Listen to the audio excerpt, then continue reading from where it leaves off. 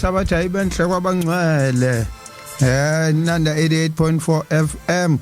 siyabingelela ekseni kuyisabatha mhla ka-20 kuJanuary 2024 uThabo kaSambotho obingelelayo namhlanje ngemlaleli weInanda 88.4 FM ngihamba ngedwa umfundisi wenkosi akekho namhlanje usentabeni uphezulu kwentaba inhlangakazi kodwa ke sizoyibamba nje siyibambe ngikukhumbuza ukuthi sikhona lapha ku-Facebook page othi sikhumbula ekuphakameni sibuye sibe khona futhi lapha ku-WhatsApp othi 0687649969 0687649969 ilapho uzokwazi khona ukuthi usithumele imiyalezo ka-WhatsApp ukuze sikwazi ukuthi siqhubeke kahle nohlele uphawule lapho udinga ukuphawula khona ngiyabingelela ke futhi ngesibingelele sithi imini yesabatha ibenhle kwabangcwele ungakhohlwa ke emlaleli ukuthi ke uzosithola futhi ku-YouTube uYouTube wethu othi sikhumbule ekuphakameni la sike siposte khona ama video noma sike sathi ukuthi sithi ungabi nawo awalamasontwana adlule kodwa nawo azongena ubuhiqi bemshini obuye busibambezele kodwa ke sikhona sikhumbula ukuthi umhlangano wasentabeni lona ziningi ke indaba ziningi izinto ekukhulunywa ngazo uma kuyilesikhathi nomfundisi sokezama ukuthi simthinte simthole simuze ukuthi uhleli kanjani entabeni kwenzakalani entabeni sizomzama nje naye ngikhathi sithole ukuthi kwenzakalani mlaleli ke namhlanje kuningi esizozama ukuthi sikuphakele khona sikhumbuzane ukuthi uShembe wayitheni ngalolu hambo esiphezukwana kepha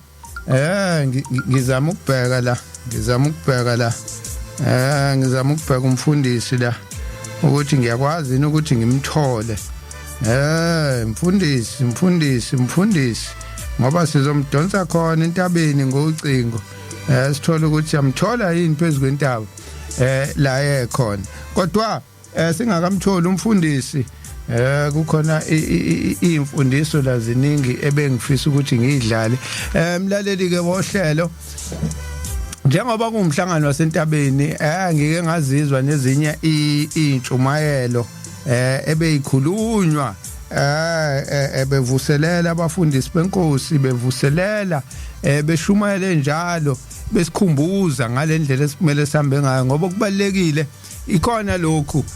ukuthi sisakhumbula yini ukuthi uShembe wathini sisekuyo yini indlela uShembe ayishiye kuyo sisahamba ngazo yini imiso zakhe noma sesenzo kwabantu ngoba phela sike sithi sisenza okaShembe kanti sesenzo kwabantu asenzi khona lokho ayithe uShembe sikwenze kodwa ke sisuke sihlalele lokho hayi ngoba nathi sisuke sihleli la sinikezwe ithuba lokuthi sihlale emsakazweni sihleli ngoba nakho sazi kakhulu noma kukhona okungcono kakhulu esikwazi cha sisuke sihleli nje ngoba nathi kukhona esisuke sikuzwile noma esakuzwa bese sikhumbuza abangazwanga nathi sithatha kwabanye nabo ababezwile into njalo nje lesisuke sihlangene ngayo ke uma samaNazaretha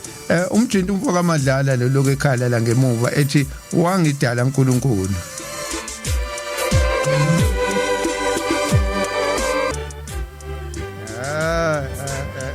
mlaleli ungakhohlwa ukuthi kinande 88.4 FM ngithi ngizama umfundisi kodwa ke sizogcina simtholile siphezulu kwentaba inhlangakazi kuningi ke kulamasontwana esike sakukhuluma noma akwakhulunywa umfundisi esiyala ngezinto ezenziwayo nezinto ezingenziwa uma kuumhlangano nezingenziwa phezulu kwentaba uke wakhuluma kakhulu wakhuluma ngekamu wakhuluma ngesipholi wakhuluma ejamangweni wakhuluma nje ngezinhla noma ngeinhlangothi okuyizona ebandleni la ukuthi khona masilindile bese sihlala ngokuhlukana kungabi khona omunye oya ngakwesinye isilili lokho ke kusuke kugwenywa izinto eziningi engagcina zisenzeka phakathi kwamaNazaretha noma phakathi kwabantu belindile emhlanganweni. Umfundisi wayikhuluma kakhulu le ndaba, wakhuluma nangendaba ukuthi uhambe wakhuluma ngokuthi uma sihleli siyinhlathuthu emhlanganweni kubalekile ukuthi sihlale sizenzele izinto zethu. Wakhuluma kakhulu futhi ngokuthi emhlanganweni ngisho akuthi ufuna ukubona indodakazi yakhe esipholi awazi ukuvela uhambe nje uyongena uyofuna bacha uma ngaphandle uthumele. Asazi ke noma kusenjalo yini kodwa siyezwa kunezikhalo ziningi emhlanganweni, sekukhona izinto eziningi manje ezenzakalayo. Abantu bathi balindile basemhlanganweni kodwa kujike kungenzeki lokho abasuke bekuyele ngenxa yezinto angazi noma kwenza ukuthi ulwazi olusuke lishoda noma sekukudelela nje ukuphula imithetho kaNkuluNkulu. Siyakhumbula nabantwana baka-Israyeli bake baba naleyo nkinga nabo bayithola sekungamlaleli nje uNkulunkulu. Zangakhuluma ngelinye ilanga ngathi bake benza isimanga kuthi maku ulesihlanu bephulisa abatha ake ngilungise la ayalunga ngithi umfundisi ke wayesiluleka kakhulu ngoba baningi abantu othola ukuthi bakhona emhlanganweni kodwa abazi ukuthi yini enziwayo yini engenziwa.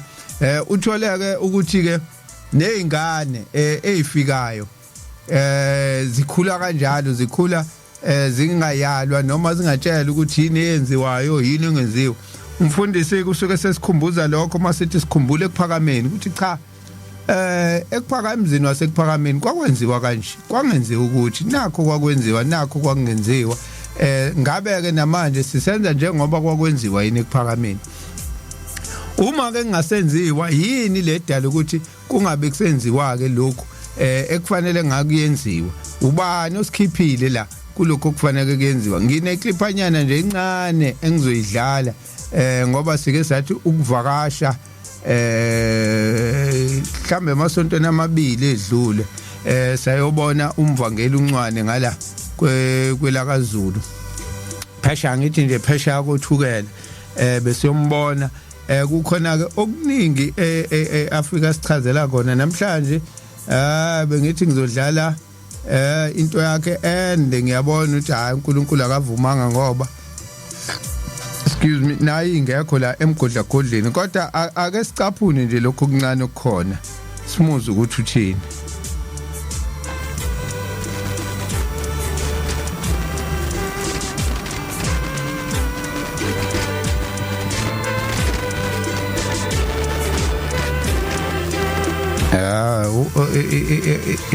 Imshini ke masiyenza nje ngivele ngabe ngisaqonda ukuthi ithi asisebenze kanjani.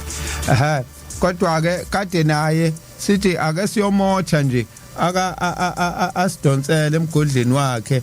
ukuthi ukukhumbulane ekuphakameni ikuphi okwashiwo asakukhumbula kwase kuba khona ke lokhu ke naye asipha khona engithi ngizama ukudlala la kodwa manje kuloko kungibangela inkinga nje. Kodwa ke into zakhona ke ezithi mase zenziwa ke le mshini yala ngoba phela izinto lezi asiziphathele into zabelungu sikwazile ukuthi simcele ukuthi akasipha amazwi athile asawakhumbula ayikhulunywa inkosi ekuphakameni ngoba yena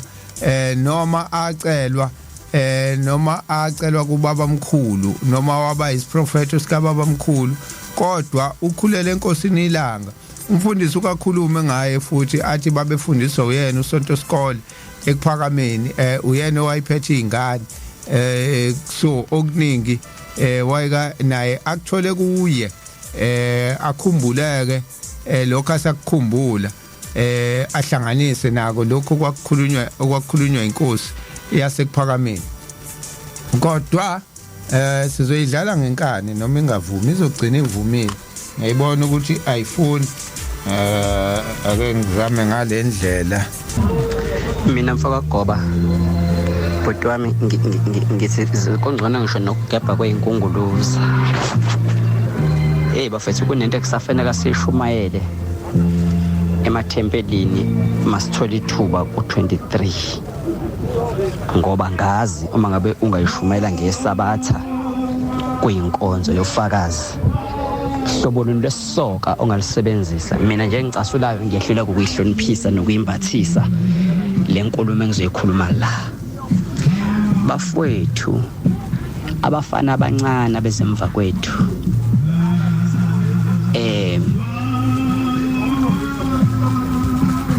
cisho kwi-total number of abafana abancane igenge engangumpriest kwehla kuyaphansi oyaziyo la ebandleni, u-80% wayo iphatha lento ekuthiwa udumba kaSibumbu odayiswa futhi khona ebuhleni amakholwa angahluzile ekhanda adayisela abafana abancane. Labafana abancane abawuthengeli ukuthi bayethise izintombi noma amadedini, kodwa bawuphathele izinto ezintathu. Number 1, baginqa abafazi babantu. Number 2, baginqa abakhokheli. Number 3, baginqa uNdlunkulu. Baqhudelana nje ngaleyo nto, ababahlabeli ukuthi kube kuhle. Ingakho uma ngabe unedodo lomkakho nawe uhlala kwelakho emhlanganweni, kumele ungamvumeli kungena umfana ozocela amanzi ethi ususomile akafika edodweni kamkhulu kakhulu wakhe noma kanina, ngoba ngenkathi umkakho esithi umnikeza iglass ukuthi aphuze amanzi, siyadlula lesi simsandla simthinte lesomkakho ebese mbuke emehlweni ngenkathi esibuyisa ezobamba iglass. Lesandla sithinta umkakho siphethe lento ekuthiwa udumba kaSibumbu. Sebewenza nakahleke manje kuthiwa usenalo iphunga, ngangizwe kuthiwa unephunga, ngikwazi nokuthi unjani-ke ngeshwa. Othi angaqeda ukuphuza amanzi bese yiphuzisa ubale linda ukuthi isebenze kahle kuyo lento bese mbhekisa phezulu. Awungabi-ke nesikhathi wena waziwa ngaso ukuthi ufika ngaso edokodweni lomkakho ukuthi ufika ngo-7 uzolisapha noma ufika emva komthandazo ka-9 uzobabheka balale kahle yini ushile umadlana yokuthi bathenge amadrinki noswidi. Zomisa nje kade ufikile ngo-9 phela ufike ngo-10. Phila nje lowo msebenzi uyalusa ukuthi edodweni lomkakho kwenzakalani, ngoba uyokhala uyithulise. Lento-ke angazi siyishumayela kanjani bafethu ukuthi ingene, ebese siyancenga naNkulunkulu esimthandazayo ukuthi akayenzi ingene kubadayisi balento, iphinde ingene nakubafana abaphethe lento abamusa ukuyiphathela ukuyisebenzisa budedengu. Angazi-ke kwele kuyiyeka kodwa ukuyisebenzisela budedengu engathi bangayeka ngoba bazofa. Ukufa kwabo-ke kuwukufa kwalo ibandla. Ngithi angidlulise lokho nje mfaka goba nensizwa zonke, ngiyabonga.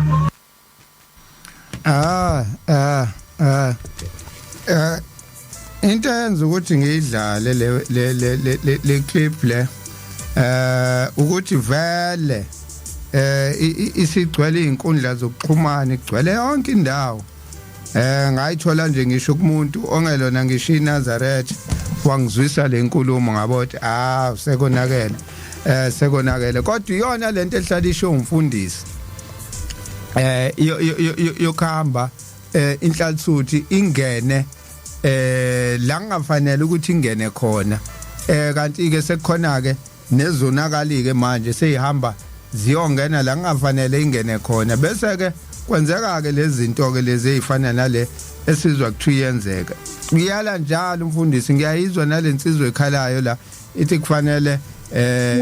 mawuyinhlaluthuthi uyogada ukuthi kwenzakalani lapha edokodweni, kodwa ukube silandela lento le umfundisi ahlale eyikhuluma ethi akungayiwa nalabo bangale esinye isilili asingayi ngale kwesinye isilili, ngaba sinayo lenkinga ngoba ngabe uyabonakala nje umuntu uthi hawu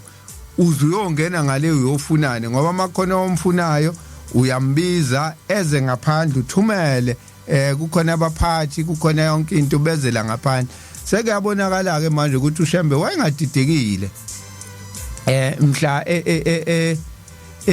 esifundisa lezi imfundiso ayifundisa ngoba wayazi ukuthi kuzohamba kambe kufika isikhathi kwenzeke lezi zinto njengoba sekukhona abantu ke manje asebekwazi ukuthi baphathe ngisho imithi emibi kangaka behambe beyisebenzisa khona phakathi ebandleni kodwa ke akusamangazi kangako lokho esikubonayo ngoba usuku uthole nje ngisho umuntu oyinyanga umuntu oyisangoma esaziwayo angikhulumi ngalo nje okadethu wasele esaziwayo eyikhona la ko TikTok na ko YouTube uthi uyambona nangu sefaka umNazaretha naye futhi uhleli phakathi kwamaNazaretha futhi uthi uyiNazaretha mayesho naye umthole eselapha ko social media ko Facebook ko bani eseyala amaNazaretha bengekudala kangako sibona noMaskandi esehamba estage ecula ngawo umNazaretha ngazo lezi zinto lezi ukuthi engathi khona la esesileka khona la esingasabuvikeli khona lobungcwele bengithi ngisakhuluma indaba ke ngithi yenziwa abantwana bakaIsrael ababedoba ngesabatha kuthiwa ke bona basebe nomkhubo ukuthi bathi ntambama makule hlanu bese bethatha amanethi bawajikjela ulwandle bawacwilise bese beyahamba kuthi ngakusasekuseni bavuke baye ethempelini liphume isabatha bese kuthi intambama emva kwesabathi bese beyokhipha amanethi abadubula baba bedayisa ngeinhlanzi bothi mase bekhipha amanethi aphuma amanethi egcwele inhlanzi bathathe bayodayisa baqala abanye babasola bathi uNkulunkulu uzonishaya lento eniyenza akayifuni baphinda futhi bakwenza lokho wayisebona uNkulunkulu ukuthi cha ngoba sebona kanje nalabo bababonayo ukuthi bayona noma babe bakhuza angazi ke kodwa inhliziyo zabo zazisima kanjani ngoba babethi babe bakhuza kodwa abazange bakhiphe isijeziso noma abakhipheni kanti siyathola lapha ya emthethweni wesabatha ukuthi ophula isabatha kuthiwa akafe nokufa umuntu ophula isabatha wayekhandwa ngamatshe kodwa ke lamadoda lawa ehamba efaka amanethi awazange akhandwe ngamatshe ayekwa nje kodwa akhuzwa wayese uNkulunkulu esebona ukuthi ngoba laba ababenza lutho laba wayese eqala ke naye wayese eyabavalela inhlanzi makuphakathi nensuku bathi bayadoba laba inhlanzi ingaphumi bathi bayadoba inhlanzi ingaphumi kodwa laba abafaka amanethi ngolesihlanu avele baphume nezinhlanzi eziningi kakhulu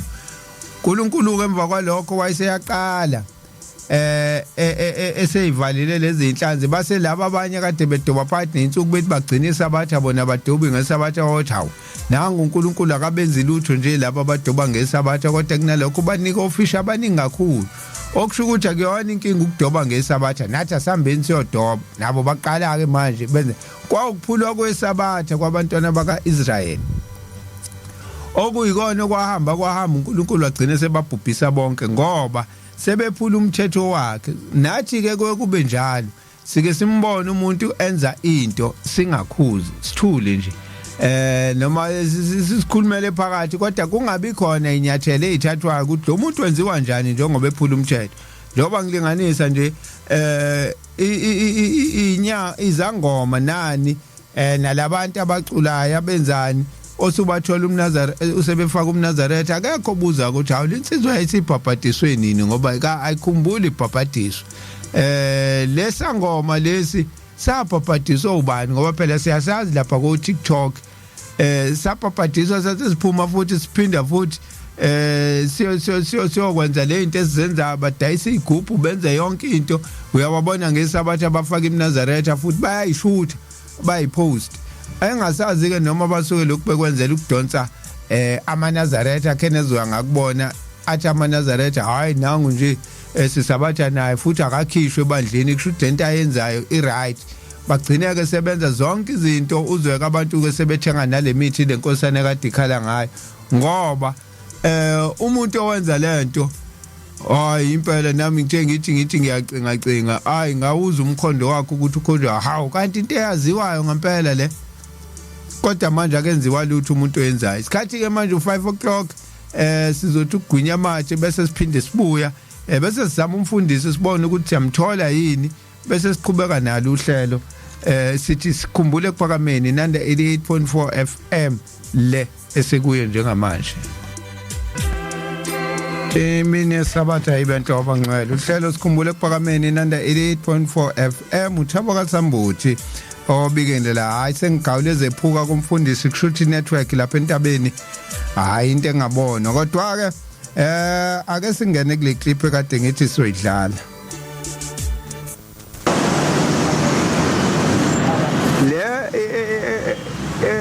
yokuthi wakwakhuluma ngokuza kwabakhokheli nabafundisi nabashumayeli basesihogweni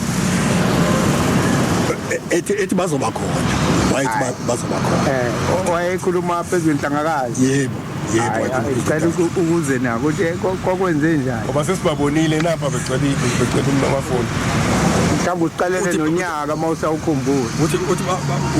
wayekhuluma ukuthi phela ubaba ngalelo langa kwaku 1962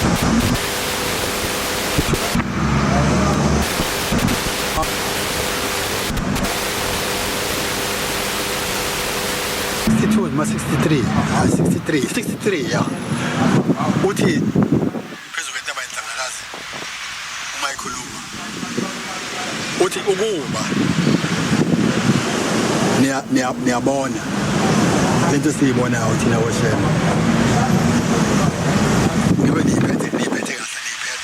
kahle indlela eniyiphathe ngayo nina bantu bamanazarete uthi abanye benu njengoba sikhuluma nje baphethe imithi bacabanga ukuthi bazobulala bazobathola endabeni ngeke umthole lowo muntu uzomthola wena uzofa uthi njengoba seyilapha nje ukuba niyabona ngalendlela esibuka ngayo thina ngesikhathi uzwa kwakubongiwa amashumi ayisihlanu eminyaka ngaleso sikhathi 1963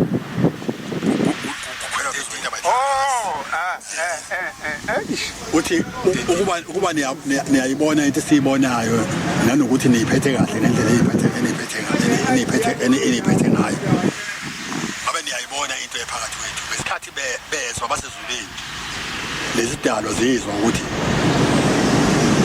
kuzobongwa amashumi ayisihlanu eminyaka phezulu kwentaba yenhlangakazi ube nomhlangano omubi ngoba wayengamemeza emgaqweni ekhaya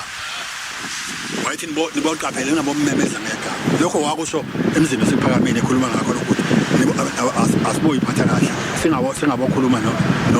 noma kanjani silokhu simmemeza ngegama ngoba ngesikhathi ummemeza uyamsondeza eduze kwakho ukuthi asondele uthi-ke unele wezwa kwase kuba khona esinye isidalwa esikhulu idalweni zakhe eyithungeni nekhuzana zakhe esihlanayo emazulwini wasethi hambani sizohamba nami siye lapha phezulu kwentaba yenhlangakazi ngoba kuyobonga amashumi ayisihlanu eminyaka sofike sibe khona nathi sibe kanye nabo uthi-ke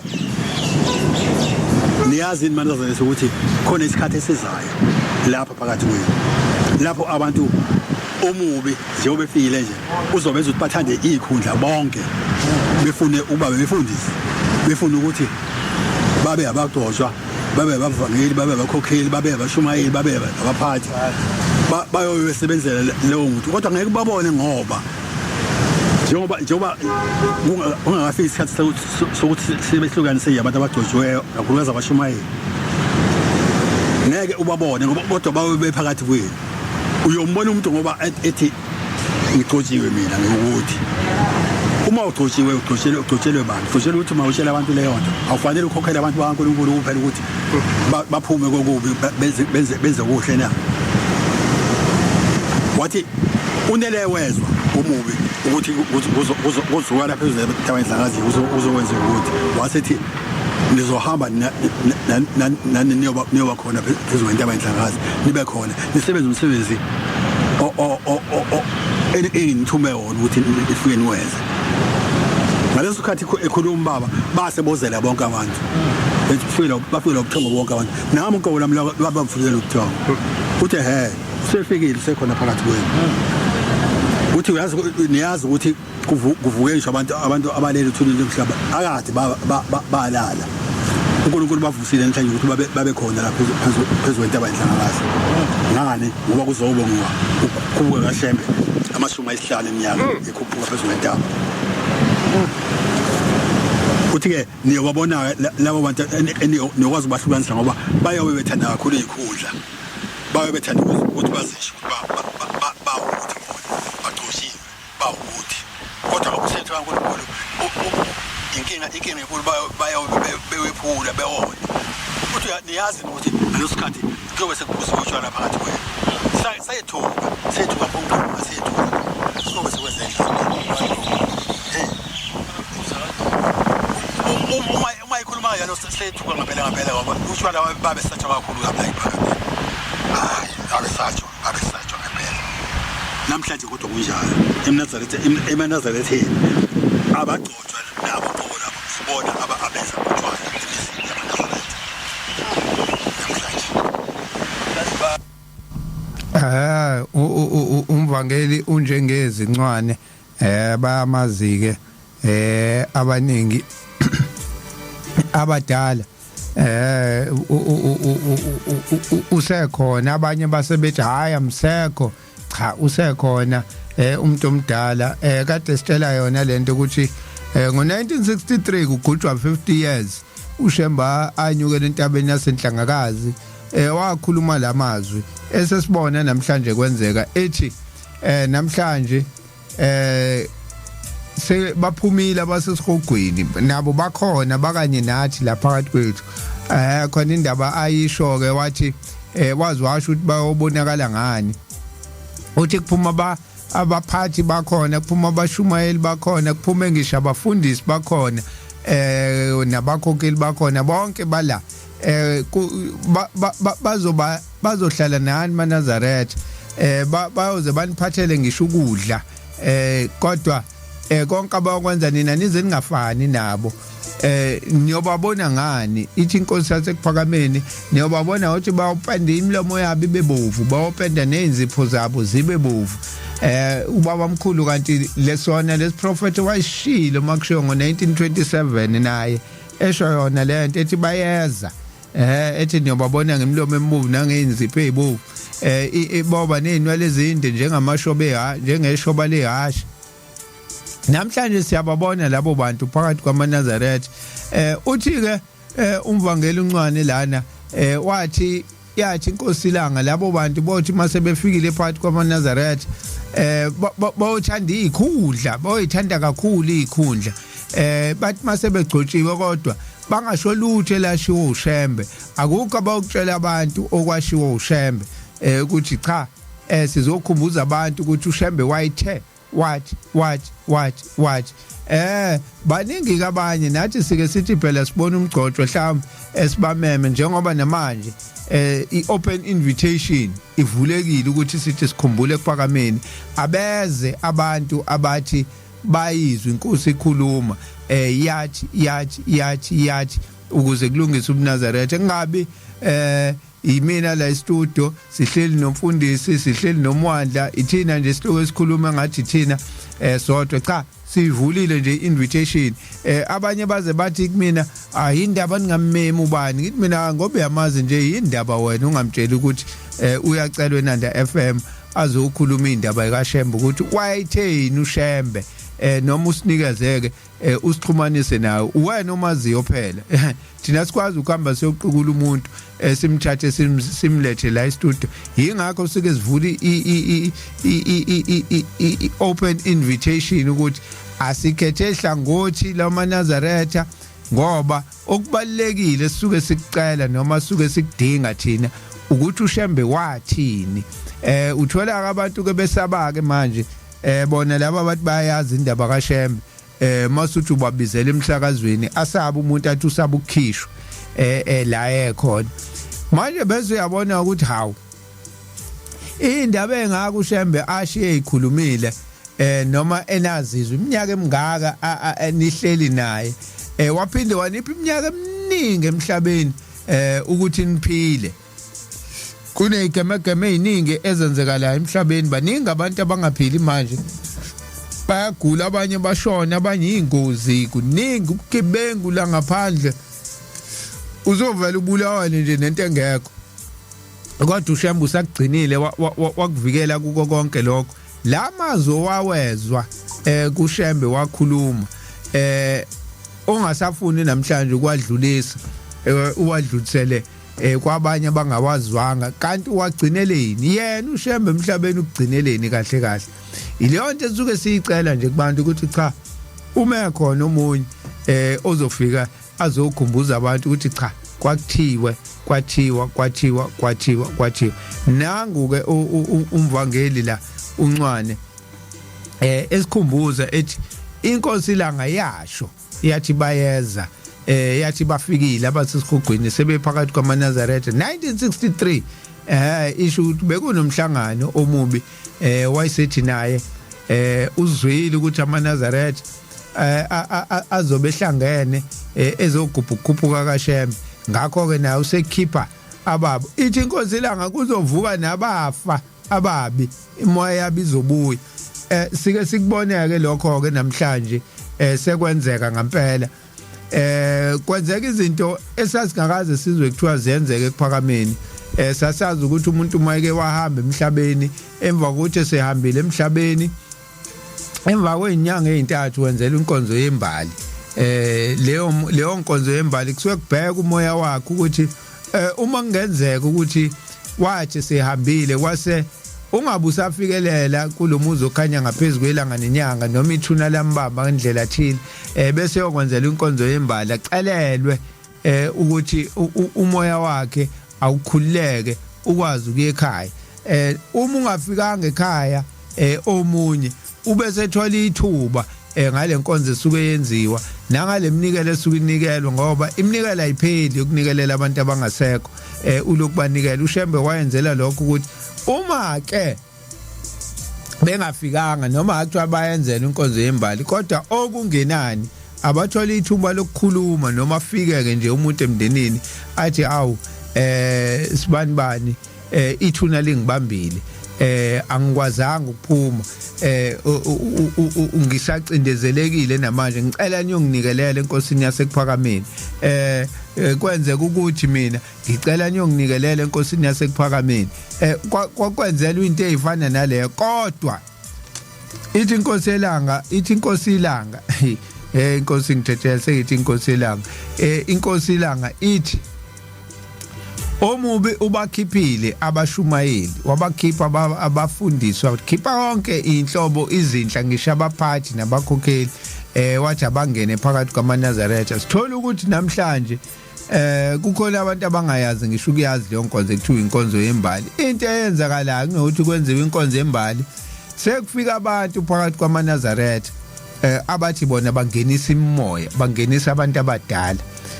labantu ke kufanele bangeniswe bese imimoya yabo izokwakhelwa la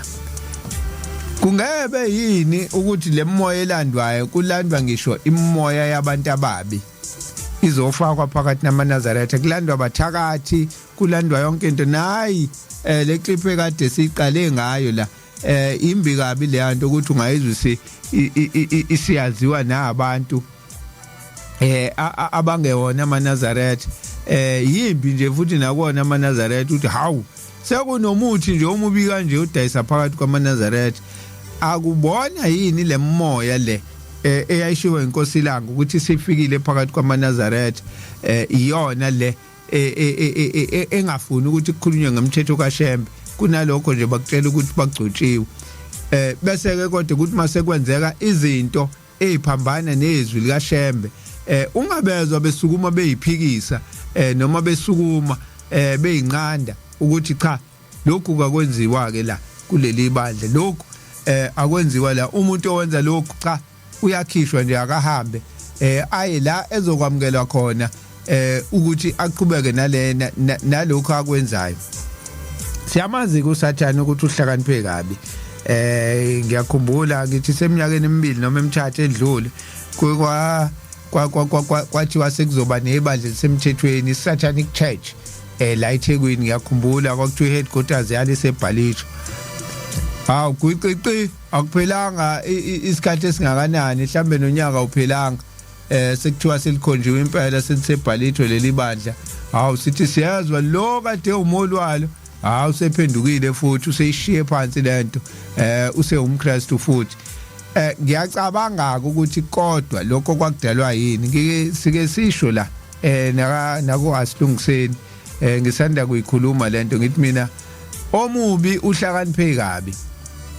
akadingi futhi ukuhamba kamabandla akadingi ukuhambe akha izindlu zamasonto kusho ukuthi wamnqanda nalokuthi no uzobhoyila iplan yakhe ngoba phela mayisakha izindlu zamasonto bazophuma ababi lapha ya endlini lezi zamasonto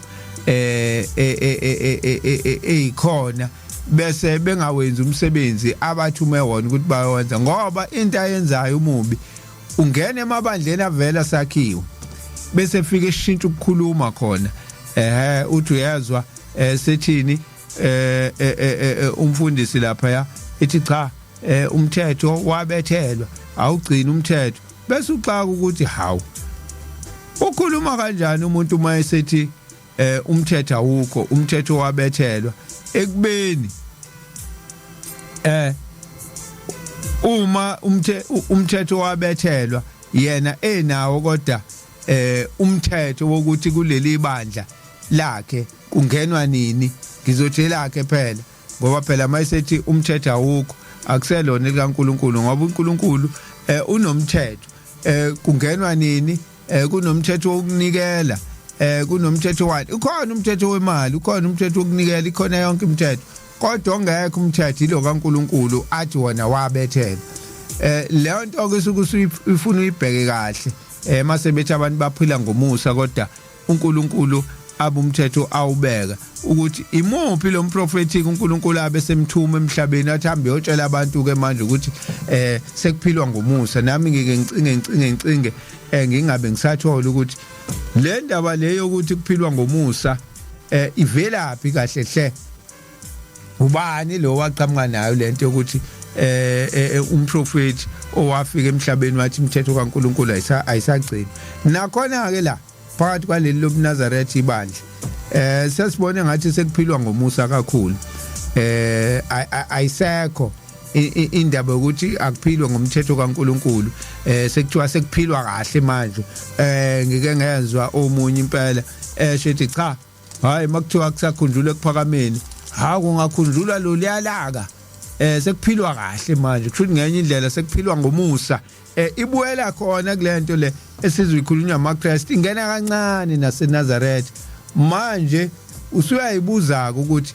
akusibo yini laba inkosi lange yakhuluma ngabo yathi bayeza bazoba phakathi kwenu ayibakhombanga eceleni yathi sebefikile bazofike bakha amabandla abo lapha yathi cha beza la phakathi eNazaretha ukwenzeka kwezinto sekukhomba khona ukuthi sebekhona sebela njengoba usubabona bethi bangenisa amadala ake ngibone ekhona lencwadi incwadi le ekuthiwa incwadi yomncwabo ngiye ngibone umfundisi ngema ngibuka la ngibona umfundisi uShozi uyathanda ukuyifunda makumhlangano ngibona ukuthi hayi usathanda ukuthi abantu bezwe ukuthi uShembe wathini masikhuluma ngale ngoba baningi abantu njengoba ngikhuluma nje abanye balalela abanye basazolalela na ku YouTube abanye basazolalela na kuma clip abasazophikisa bethi ayikho lento eshowe ilona kwanje cha uShembe yonke into wayenza waqeda lapho wayibhala phansi ebhalela ukuthi kusasa uma sekukhona ofikayo esethi cha kuyenziwa ukuthi bese siyawafunda amazwi akhe bese simbuza ukuthi ke Paul okaxishwa ngani ukwabhalwa uShembe phela manga ukuthi sekushintshisa lokho sinamathele entweni eyodwa kubhalweni incwadi ezintsha manje eyishintsha yonke imithetho eyayishiwo uShembe ukuze cace ukuthi izinto seyishintshile angavele kuthiwa ishintshile nje izinto emoyeni kodwa engashintshanga phansi ngila encwadini yomncwabo la ubani lo umncwabo wamaNazaretha isahluko sakhona sisho njalo bese kuba khona lapha ya ithi isidumbu sesiphezulu kwethuna umfundisi akafunde lamazwi ngizoya lapha ku number 2 lapho kuthi khona isidumbu sesiphezulu kwethuna umfundisi akafunde lamazwi number 2 wakhona uthi sabonga kowayesethelekile sazazi izindlela azihambayo ngemini nangobusuku namhlanje uya lapho singenakwazi khona ukuthi uhambe phi imini yonke nokuthi ulale kanjani ubusuku bonke iphinde futhi ake ngicinge la ilapha ya umthandazo mawufika ku number 12 ufunda wona umthandazo ayazi nje amaNazaretha lento engiyifunda ngoba ifundwa njalo uma kuyokhona umNazaretha uyawubeka ku number 12 yakhona uthi uyasithela ke namhlanje lo muntu ekade sithokoza ngayo ukuqonda kwethu sekumnyama ukuthi siyakuphinda sijabule ngaye akukho ukwazi okukhanya ukuthi siyakuphinda sijabule ngaye lapha ya ku number 2 ithi namhlanje uya lapho singakwazi khona ukuthi ubehambe phi imini yonke ulale kanjani ubusuku bonke bese lapha ya ku number 12 ithi ke namhlanje lo muntu kade sithokoza ngaye ukuqonda kwethu sekumnyama ukuthi siyakuphinda yini sithokoze ngaye ulo muntu uyalasa singasazi khona kodwa ke namhlanje sezithola abantu abathi bayakwazi ukuyilanda lemphefumulo bese beyifaka emakhaya ubungozi ke balento ke yenziwe lokho kubaningi abantu uthi uyezwa ethi hey ngathi siqeda nje ukwenza lo msebenzi wokungenisa abadala kwenzeka ukuthi kwaginqeka imoto kwagula ubani kwashona ubani kwenzakalani yizo zonke izinto lezi othi mawuthi uyacinga ukuthi kuze kwenzeke zonke nje lezi zinto abantu bakhelwe izindlu khona la emagcekeni kwakusho ubani ukuthi imoya iyalandwa izobekwa la ekhaya hayi siphenya incwadi kaShembe kunalokho sifice yona lembhalo engiqeda ukuyifunda njengamanje ithi inkosi ilanga baphumile nabasesihogweni sebefikile baphakathi kwethu bazodunga umsebenzi kaShembe yona into ababeyiphumele babengaphumele nje ukuthi bazogqoka ingubo emhlophe nabo bakhona cha bayigqoka ingubo emhlophe bese bethi nabo bamaNazaretha nakhona lapha eBukrestwini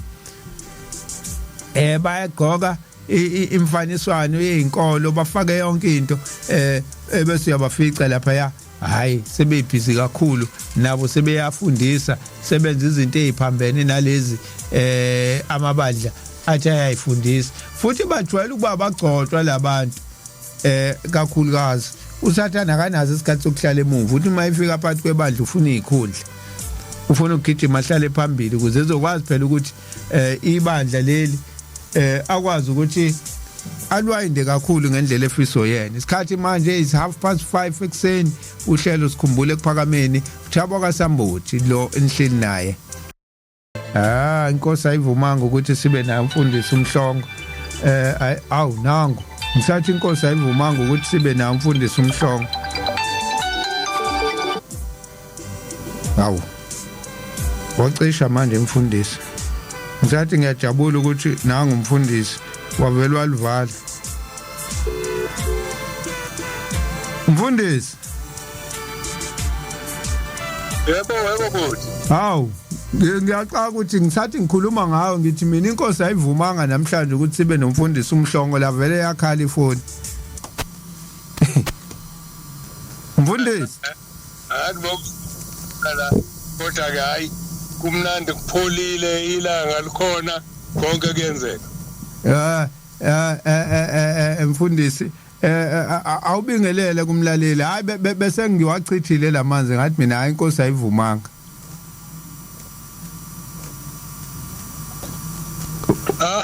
ngibingelele ke kunina benanda FM ngibingelele kubona bonke abalaleli ngiphezulu kwentaba inhlangakazi intaba yomhlangano ngihleli phansi kwetshe lapho ubaba mkhulu uBhombela isitimela samampondo ayilala khona insuku eziwu14 phezulu kwentaba yomhlangano elwela ukuthi mina nawe ngelinye ilanga sizuze umbuso wezulu sikhona ke siphansi kwentaba inhlangakazi sesawukhibukela phezulu siyokwenza inkonzo yesabatha khona manje mfundisi hayi nini nibusisekile ukuthi nibone zonke lezi zinto ngike ngakubona lapha ya angazi noma ubushuthile lapha ya ngaxa ukuthi umfundisi ufike kanjani ubunga le emva kwentaba impela noma ikwenye indawo la ubukhona la kwakuhlala khona ubaba mkhulu lapho bengikhona ukhuphukela entabeni usuthatha ijika lokugcina phezulu kwethempeli leli phakathi nendawo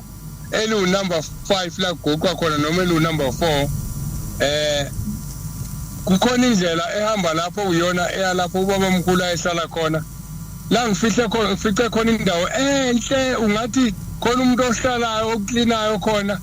ekuloku umuntu omdala wasezulwini wahlala kuyona ngo1913 ayikaze iwathole amanzi yomile ithegece inhle ungathi kunegolide mawuzomba phansi ngendlela okuhle bengikhona ke la kufanele uthi mawuya khona ufike unikele uthandaze ubingelele ukuthi ngiyabingelela muzo ingcwele owafihla umuntu wasezulwini wamfihla ngisho naseyitheni zakhe ezazimzingela ngezinja zimzingela ngemkhonto kodwa zangambona endaweni wakufanele zimbone kuyona kodwa zahluleka ukumo hey mfundisi amehla waphathelana sesibonga khona ke kodwa lezi zinto ke zabelungu ngoba niyakwazi nokuthi nisishuthele niba amehlo lapho bese niyakwazi ukuthi nisikhombise ukuthi cha nakho la sikhona nakho ukuthi kwenzekala ngibonile nomgaqo lapha usakhomba ngisho insimbi ukuthi cha lezi zafakwa ngo1970 kwaku76 kwakhe umgaqo lo kunyuka imoto entabeni namanje isekhona yeah zikhona lezo nsimbi zisekhona zilapho zisahleli zisahleli nje zikhona lezi nsimbi na duze kwazo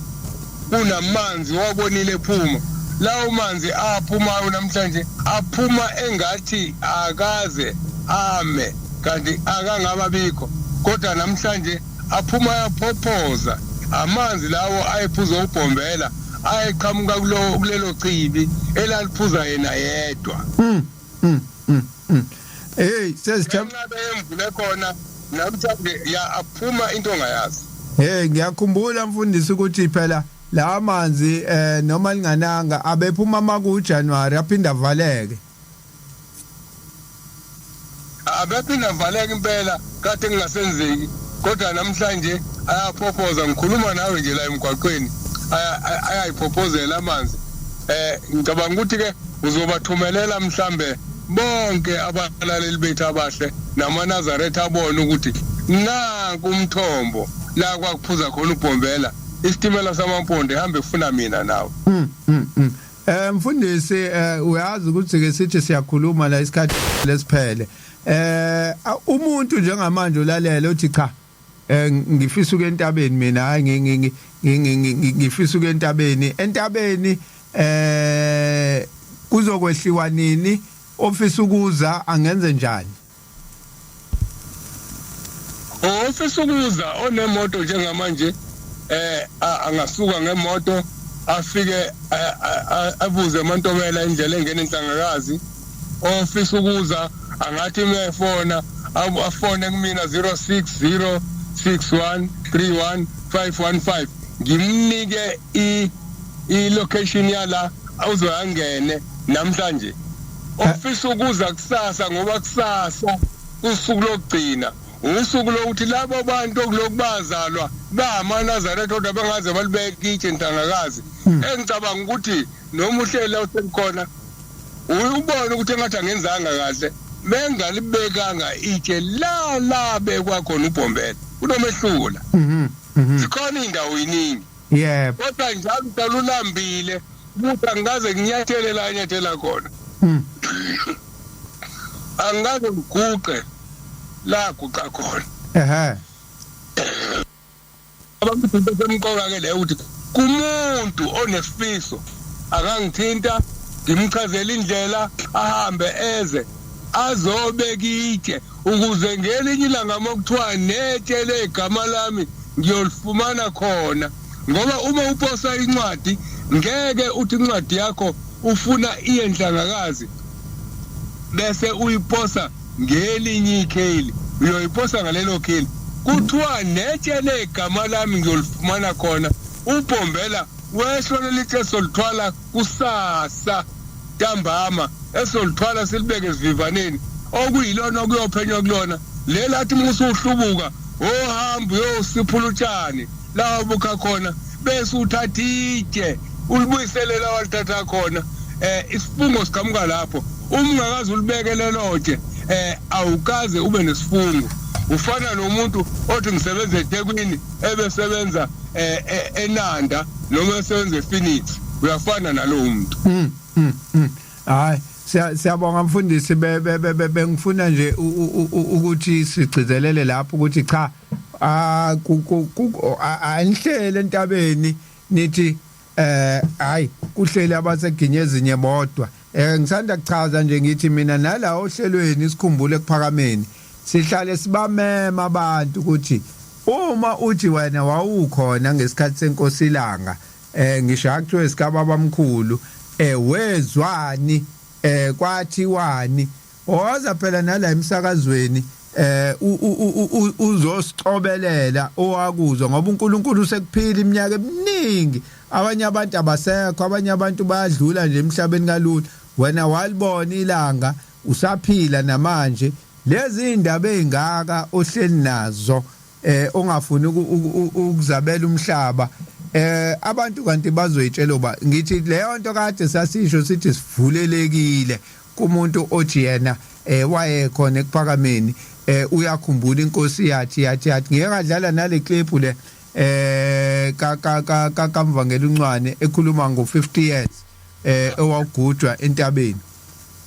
ukuthi kade siyile kuyena sikhona wagudwa la phezulu kwentaba kodwa ke okunye ke kwakhe umvangeli inkosi mayivumile sesiyokudlala yazi bengithi ngiphuma nakhe ekhaya kwavele kwasala ngazi kanjani futhi uNkulunkulu akavumanga ukuthi ngizokudlala namhlanje ungekho ngoba sasinawe phela sokukhumbuzana ngizothi ngithi ngiyayidlala into bese ngikhuluma ngesikho kanti sasinawo uzokwazi ukuthi sikhumbuzane ukuthi hayi uyaphambanisa la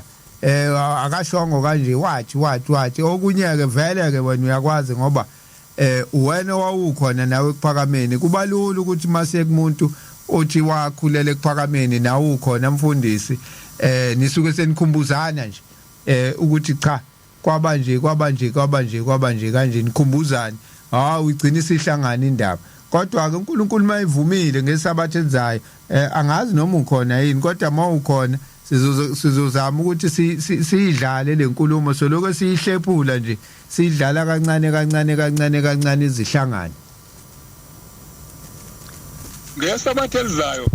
ngicabanga ukuthi kuzoba angazi ngoba ngibona ngathi sobe sinayo ingqongqo ube bekwenzeka besoba naye isitulo uDuncwane suke naye ekseni ukube bekwenzeka I wish ukuthi kube khona umuntu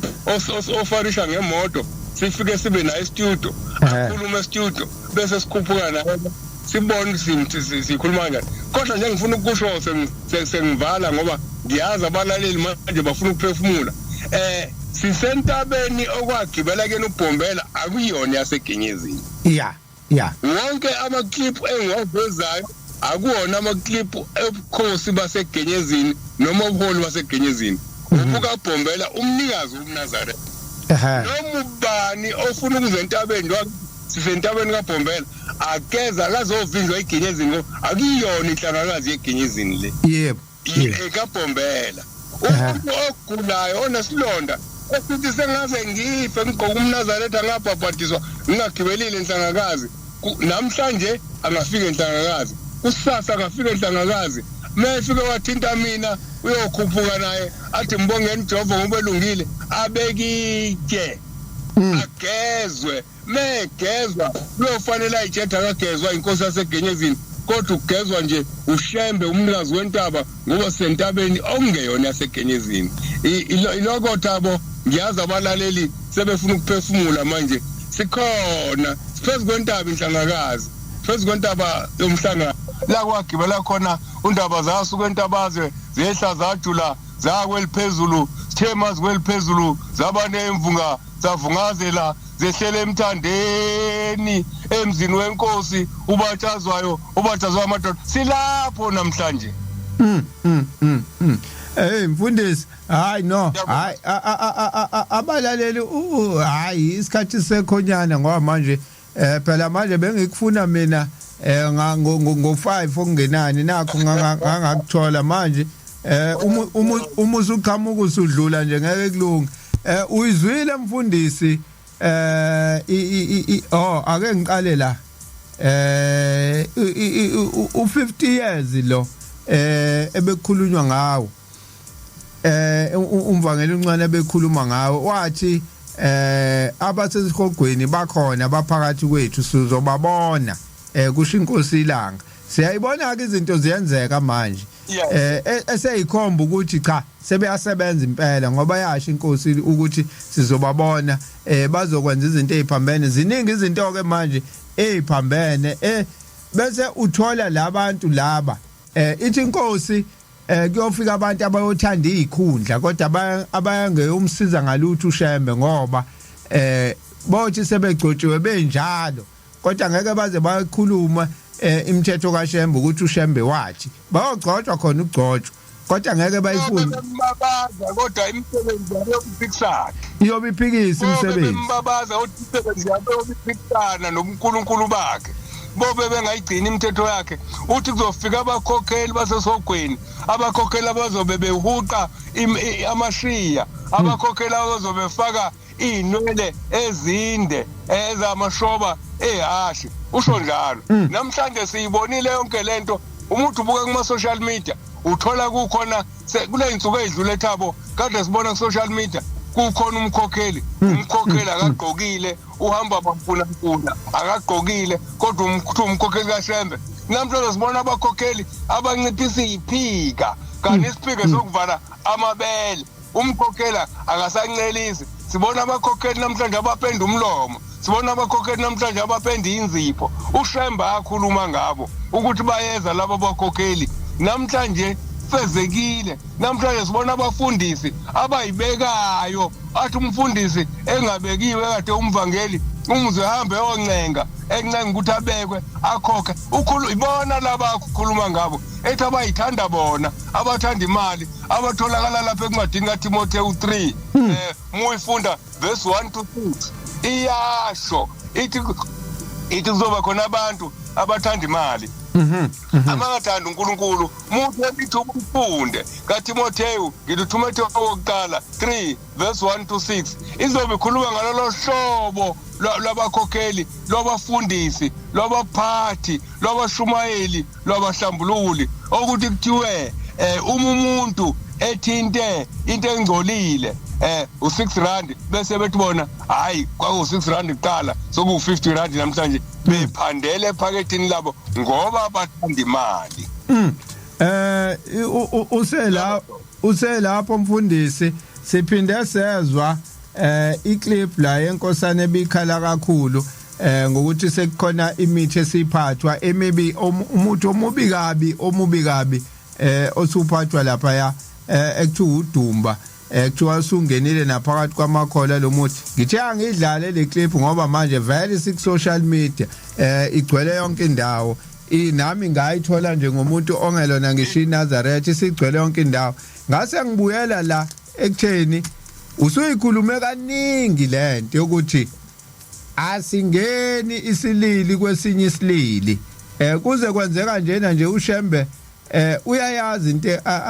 ayeyikhuza ngoba yena uma bona kude wayibonile ukuthi uma kungenelana ngala uma kuhleliwe nasemhlanganweni kukhona okubo okuzokwenzeka mfundisi nawe uyizwile le clip uthini mhlambe ngayo bahalelana behlala ndawonye kwathiwa bahlukane kwathiwa inkosazana ihlala yodwa washo njalo uShembe wathi inkosazana ihlala eSipoli wathi uDumango ihlala eJamangweni wathi inhlayisuthi ihlala eKamu waze wakha eJamangweni wathi eJamangweni indawo yabafelokazi enzela ukuthi kungadluli umuntu ophethe uplastic oyindoda lo nkosikazi noma lesalukwazi singenandoda ebese besithi awudlule ngala ungipha ama-aphula bese kwenzeka uShembe wahlukanisela lokho namhlanje bahlangene bakhuluma umthetho kaShembe base bebona inyanga ukuthi asilande odumba laba abashoyo ngaba bakwenzani iyasho inkosi la makugudwa iminyaka yama-50 la ithi kuzofika abathanda imithi abathanda utshwala abanenhliziyo yengulube enza yonke into uthi namaNazaretha amanye azoba njalo uthi uzolifika uShembe umuthi awudliwa awudle yena uthi inyanga yokaka ithi idlu zoba nenhlanhla umuntu akudla ukaka wenyanga namhlanje kunalolo hlobo labantu uShembe uveza amanzi abusisiwe uveza uVaselina kodwa abantu namhlanje bahamba inyanga namhlanje bangena nomuthi endaweni kaNkuluNkulu ngoba befuna ukwenza imkhuba ingakho kunje sizawubhubha ngenxa yabantu abaswelulwazi ningakhohlwa ke uShembe wakhuluma ngalento esisehlela namhlanje mfundisi wangikhumbuza impela ukuthi washo impela umvangeli wathi kuyoba khona nabathanda utshwala uthi uguza utshwala kuthiwa hayi phela khona abadala ababephuza ngiphuzela abalele nobhemayo umuzwe emhlanganweni unukugwayi hawu waye kwanukugwayi nje la hayi ngiphemela abangasekho hawu uhamba nabangasekho nangi nomkhokheli lapha uvula idosha ufaka isinemvu hayi udlela abangasekho yibo bonke labo kwakhulunywa ngabo ngo1963 Thabo angikhuluma iqiniso abantu baphatheke kabi bala endaweni yakithi bathi hey ngoba senibancane nini enifikayo hayi siyabhubha manje asayitholi kahle imali hey kwakuthengwa amakesi obhiya uShembe wakhuluma ngalento wathi ngawo lo 50 years kwagudwa wathi kuzophuza utshwala la wathi kobe sokuyisikhathi sabafundisi basesogweni sabakhokheli basesogweni namhlanje bayaphuza utshwala namhlanje masukhuphukele noma mhlambe wehlele kwenye indawo la khona iNazaretha bakhumula umNazaretha abangene jointini baphuza utshwala bayezwa abakwaziyo lokho uma singathandazi sicele uNkulunkulu wasekuphakameni ukuthi ayiqede lento sizobhubha kodwa icala liyoba elethu uthi kuShembe nihlalele nalezi ndaba nibatshela ngani ithi incwadi kaHezekela 33 verse 8 ithi uma ngithi umuntu omubi uyobhubha wena ungabusamtshela lo muntu omubi ofele esonweni sakhe kodwa icala lakhe ngiyolibuza kuwe kulungileke babukela abantu bephuza ningayikhuluma indaba kaShembe ningabatshela ungabusangena phakathi kwethu uShembe uzasibhubhisa sizothi thina asibanga nasono ugide uye esabatheni unikele uhamba 23 kodwa uma ungalikhuluma iqiniso likaShembe uzofika uboshwe kanye naye lo muntu obephuza ngoba uma ungamkhuzanga nawe ufana nophuzile injalo indaba kaShembe isho njalo naseBhayibhelini lento ukuthi lencwadi ethi ungahlala enhlanganweni yababi ngoba nakuphe ngokuthi wena hayi ngihlala nabo kodwa mina ngikwenza ukuthi uobalwa kanye nabo mayifika ingilosi ibafica bezenza lezinto ishaya isithombe sasezulwini nawe uyophuma kanye nabo labo kuyoba ubufakazi nakho nje nawe uyingxenye yalabantu ithi inkosi yasekuphakameni ungahlali entweni oyisolayo ngoba muhle lentweni oyisolayo ngesikhathi kuthwethulwa uyangena esithombeni sabo nawe ubalwa kanye nabo nawe unukutshwala uthi umuhlele neyindindwa ugcina usuyisindindwa umuhlele neyidakwa ugcina uyisidakwa usho njalo uShembe simlalelise usho njalo manje nitaleleni nalezi ndaba ulambile umhlaba. Sekunesikhathi umfundisi sivulelekile sithi abeze abantu abathi babe khona ekuphakameni. Ngeke mfundisi ukuthi abantu abathi ababe khona ekuphakameni bekho njengamanje. Kodwa kunalento leyo ukuthi ngisaba ukukhishwa. Ngabe ngiyeza kodwa manje ngisaba ukukhishwa. Manje ngiyibuza umbuzo ukuthi kusizani ke kanti uShembe akunikeze wayichitha isikhathi sakhe iminyaka emingaka ekhuluma ulalele wena wasi uyagcotshwa ekugcobela ukuthi futhi hamba ekugcobela ukuthi phela uzoqhubeka naye uShembe inkingi lapho Thabo ukuthi abantu basaba abantu manje usosaba kuze kube yini uShembe mayesefika phambili akubuzeke manje ukuthi hawu ngoba wena wangizwa nje ngangikhuluma ukhona ngakugcoba futhi wena ukuthi hamba utshela abantu mongazabatsheli uthi uyasaba kanti wagcotshela ukwenzani ithanda ukuba inkingi njalo indaba Thabo konakele kakhulu uNkulunkulu siyacela asinike isibindi sokukhuluma le indaba zakhe ngesonto elizayo ngizoyifunda incwadi edala sikhulume kanje ukuthi ngoba sizingcwele kodwa ingoba sithunywe ukuthi sikhulume namhlanje hayi futhi ukuthi khona mhlambe esikwenzayo sifuna ukuba bahle asifune kuba bahle kodwa senze okwasho uShembe owathi ngisho noma ungakuthi uhleliphi indaba yami oyikhuluma njengoba enjalo ungayishintshi ngisho ngathi sikhona sihlela indabeni ngisho ngathi uyakuhlula ke wena ukuyenza kodwa ngoba wayiza uShembe eyikhuluma khona bazoyenza ngeke ukuthi mina ngoba kuyangihlula ukuthi bese ngabe ngisakukhuluma kodwa uShembe ebe akusho uyabona sengigcina usho njalo mekhuluma ngomfundisi uMadlala uthi uMadlala unenhlanhla mzwanethi ubona inhliziyo yakhe igciza igazi umngoma ngeke ayixoxe leyo umngoma ngathi Madlala ngiyaqolisa umngoma into yakithi lapha uNtanende uthi unenhlanhla umngoma ngoba ngisho noma ngakuthiwa ubone yena eJesu ezulwini kodwa uba nesibindi ayikhulume lento akekho umuntu ozovuma ukusho ukuthi uyibone nenhliziyo egcwele igazi elimbi wengekho umuntu ozokhuluma leyo nto abantu bamanje babezofihla ngoba babezothi ingiveza ngiyimubi usumubi nje uzogezwaphi umuntu ozogeza uShembe kuphela indaba yakho yobubi bakho ixoxe kuyena ukuze akugeze ngoba uyena kuphela ogeza abantu inamba mfundisi ngicela uyiphinda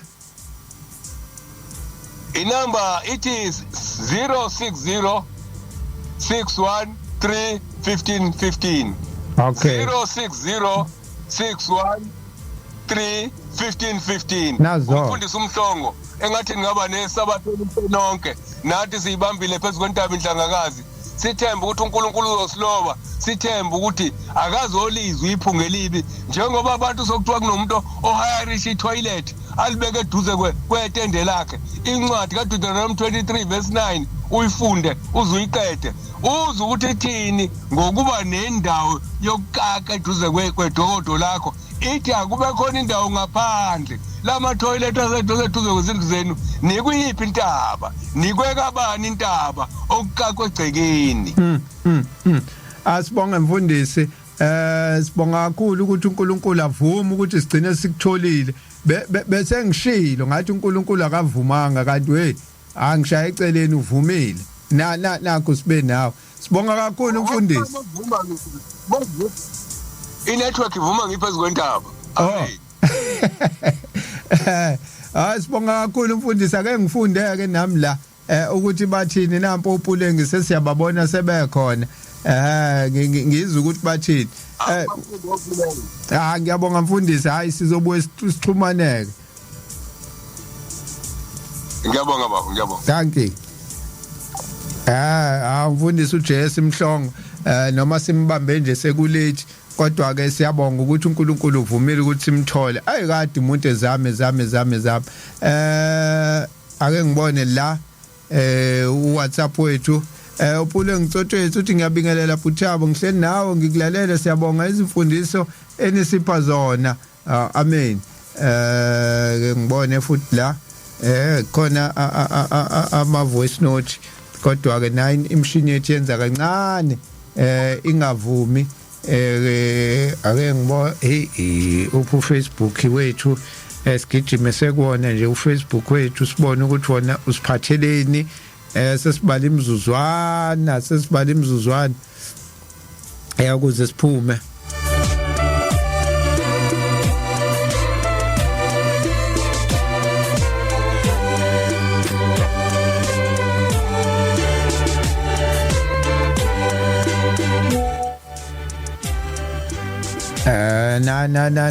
nangla usindi kamthiya shanda uthi ayikho love today isesindi lento yokuba ngedwa ngingene nje sengibhuduzela ngathi ngithi ngisabathe hayi kukhona izinto ebengasahlangani kahle kodwa ke siyabonga ukuthi ukhona nakhona la ku epage sizozama ukuthi siyifake ivideo ngokukhulu ukusheshsha bhekizenzo inhlanhla ibenhle ngilalele la kwamashu ngibuya eBhamshela kwaHlathikhulu Mlamuli Mazaka cebe khulu uthi imini enhle namhlanje angimtholi live miyeni siyabonga sawubona msakazi studio ngicela ukuza ngabe amafutha uteli awadliwa yini kanye nenyama yenkukhu ngomhlangano kaJanuary cha inyama sake sayikhuluma indaba yayo inyama kaze kuthiwa idliwa yenkukhu makumhlangana akukho la kusho khona njalo uteluke kwathi wasingawudli nenhlobo hayi ngomhlangano kuphela inkosi ayithi asingawudli inhlobo khona amafutha extra virgin olive oil khona coconut oil khona nokunye kodwa ke ngizobhala la ku Facebook teka alu sitwaye amen Buthabo imini yesabatha mayibenhle kwabangcele nami ndimamele namhlanje network yahlupha amen yiko ezinye zezinto ezenza ukuthi singabe nawo live bhekizenzo baba Sambothi kunomvangeli ulanga enande la ohlanga ngiyakhohlwa engafika asikhumbuze ngokukhulunywa inkosi yasekuphakameni ilanga ngiyambona umvangeli ulanga la ohlanga manqoba mancamncamo ubuthelezi morning Mr Sambothi ngikulalele ngisendleleni ebheke entabeni siyabonga ngokusikhumbuza nokusifundisa ngalolu hambo lika Shembe thank you sabela unqumalo ayibenhle insasa abahlonisha ngicela ukubuza kumfundisi ake angicacisele ngokuqala kwesabatha kakhulukazi ngoba kusehlobo ngabe ngiyona yini mangize ngivale ibusiness lami ngokushona kwelanga noma kumele ngihloniphe u6 sizoyigcina lesigcina lesonto elizayo le majozi uthi amen